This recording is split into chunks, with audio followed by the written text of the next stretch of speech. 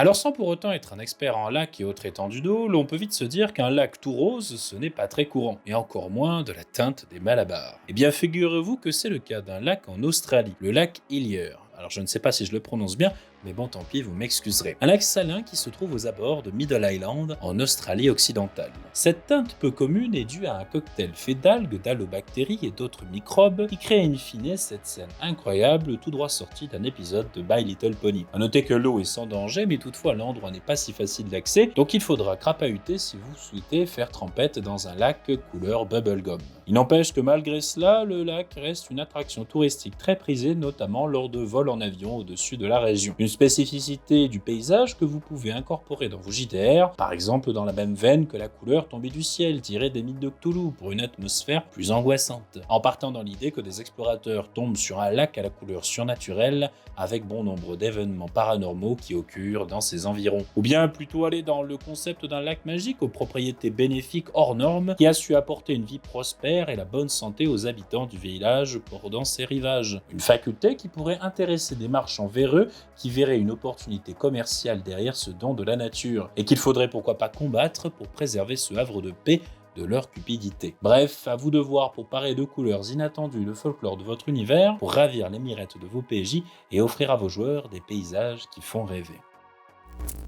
Si vous avez toujours voulu visiter les portes de l'enfer, bien dites-vous qu'il va falloir crapahuter pas mal. Mais bon, pas autant que vous le pensez, du moins dans les tréfonds de la Terre. Alors certes, ce ne sont pas les véritables portes de l'enfer, qui devront attendre l'au-delà pour certains. Mais ce lieu atypique et terrifiant se trouve au Turkménistan et se nomme le cratère de Darvaza, situé au milieu du désert du Karakoum. Dans la même veine que la flamme éternelle citée dans la dernière vidéo, ici ce sont des gaz naturels inflammables qui sont en perpétuelle combustion au travers de diverses fissures dans le cratère. L'on ne sait pas vraiment d'où provient l'étincelle qui a déclenché cet incendie infini, même si les hypothèses supputent que cela serait dû à des géologues soviétiques qui effectuaient des forages pétroliers à l'époque dans la région et qui avaient enflammé la poche de gaz naturel en espérant que cette dernière s'épuise. Manque de bol, ça n'a pas vraiment été le cas, plutôt le contraire, même 3 décennies plus tard. Bon, évidemment, je n'ai pas besoin de vous en dire plus quand vous entendez le terme porte de l'enfer en termes d'imaginaire. Un lieu isolé, loin de tout, avec des légions infernales qui envahissent le monde par ce portail. Vous avez avec ça largement de quoi vous faire un remix apocalyptique de Stranger Things. Mais d'un autre côté, il peut être amusant de l'intégrer au folklore de votre univers en disant que ce même cratère serait la conséquence de l'arrivée d'un être cosmique sur Terre, un peu comme l'étranger dans la série Les Anneaux de Pouvoir. Bref, un endroit mystique où les lois de la nature seraient distordues et l'on pourrait y trouver des artefacts que l'on ne trouve nulle part ailleurs. Aussi appelé le tuyau de drainage du Pacifique ou encore le puits de Thor, ce qui est tout de même vachement plus classe, avouons-le, le lieu qui nous intéresse ici est un gouffre en bord de mer qui se trouve à côté de la forêt nationale de Siuslaw en Oregon aux États-Unis. Le phénomène est d'autant plus impressionnant à marée haute puisque des vagues mousseuses du Pacifique s'engouffrent dedans et sont ensuite projetées en l'air avant de redescendre dans de multiples remous pour disparaître dans les profondeurs. Contrairement à son appellation, il ne s'agit ici ni d'un puits ni d'un trou dans lequel se perdent les eaux du Pacifique. En réalité, ce que l'on voit est juste l'entrée supérieure d'une grotte souterraine dont la deuxième entrée se trouve au fond, menant vers la mer. Ce qui fait que les vagues passent dans cette grotte par l'entrée supérieure pour ensuite repartir via le tunnel sous-marin, créant ainsi un cycle apparemment infini de vidange et de remplissage. Alors au-delà de l'explication scientifique qui, avouons-le, enlève beaucoup à la magie de l'endroit, l'on peut partir dans l'idée pour nos JDR qu'il s'agit là de la prétendue porte d'entrée vers un royaume abyssal, demeure d'un dieu sous-marin. Alors certes, cela vous fera penser à Cthulhu, mais pourquoi pas aussi à l'entrée vers le Tartare, la demeure de Eris, la déesse du chaos, comme dans le dessin animé de DreamWorks Sinbad, la légende des 7 mers. Ou bien encore une anomalie au milieu de la mer qui serait la cause d'une zone paranormale de danger comme le triangle des Bermudes. Ou bien partir dans l'idée qu'il s'agit là d'un portail dimensionnel qui s'est créé suite à une anomalie dans l'espace-temps, laissant se déverser la mer dans un autre monde, menaçant autant ce dernier que celui où se trouve le fameux puits. Quoi qu'il en soit, que cela soit dans une optique apocalyptique, mystique ou transdimensionnelle, nul doute que pareil endroit aura le mérite de donner des sueurs froides à vos joueurs qui se demanderont si plonger ainsi dans l'inconnu est la meilleure des idées qu'ils puissent avoir pour leur PJ. L'on s'entendra tous sur le fait que la définition d'une grotte est une chambre naturelle souterraine. Et vous auriez raison si vous supposiez que le terme souterraine signifie inéluctablement que vous ne trouveriez pas une once de lumière en ces lieux. Cependant, les grottes de Waitomo en Nouvelle-Zélande sont un peu différentes car elles sont éclairées par des milliers et des milliers de vers luisants dont le nom scientifique est, accrochez-vous bien, Arachnocampa luminosa. Je vous l'accorde, on dirait plus un nom de sort dans Harry Potter que vraiment le nom d'un ver. Connus pour leur faculté de bioluminescence, ces vers donnent à cet endroit souterrain une atmosphère indéniablement féerique, comme si l'on contemplait un ciel étoilé dans les profondeurs de la Terre. Ce lieu est ouvert au tourisme depuis de nombreuses années et il est possible d'y aller en barque via une rivière souterraine pour profiter de ce spectacle tout simplement fascinant. Alors inutile de dire que pareil tableau a vraiment quelque chose de magique quand on le regarde avec simplicité. Ça vaut mieux d'ailleurs parce qu'un verre luisant, ça reste un verre.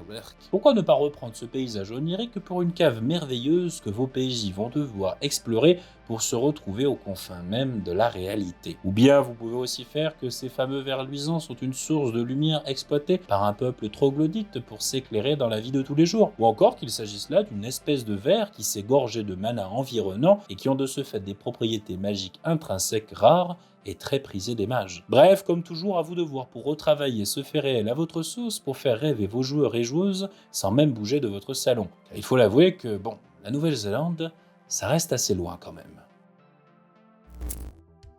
Au nord de l'Iran, dans les contrées désertiques d'Ilam et de Kermanshah, se trouve une espèce de serpent doué d'un stratagème unique en son genre pour embusquer ses proies. En effet, celui que l'on nomme Pseudocerastes surarachnoïde, ou vipère à queue d'araignée pour faire plus simple, est un serpent disposant d'une excroissance tissulaire pourvue d'écailles, déployé à l'extrémité de sa queue et qui imite la forme d'une mygale comme il y en a dans ces lieux. Pareil stratagème est ainsi fait dans le but d'attirer les prédateurs de ces mêmes araignées, comme par exemple les oiseaux, en laissant apparaître le bout de leur queue pour finalement frapper le moment venu. Une technique de leurre naturelle qui s'est créée au fur et à mesure d'une longue évolution et qui n'est pas sans rappeler son cousin, le serpent à sonnette. Alors au-delà de la fascination que peut procurer pareille curiosité du règne animal, elle peut nous inspirer aussi à imaginer des animaux ou autres espèces qui ont élaboré divers systèmes d'adaptation biologique à leur lieu de vie. Car après tout, par sélection naturelle, il est normal que les plus adaptés survivent, pouvant donner des surprises de cet acabit. Imaginez un serpent beaucoup plus grand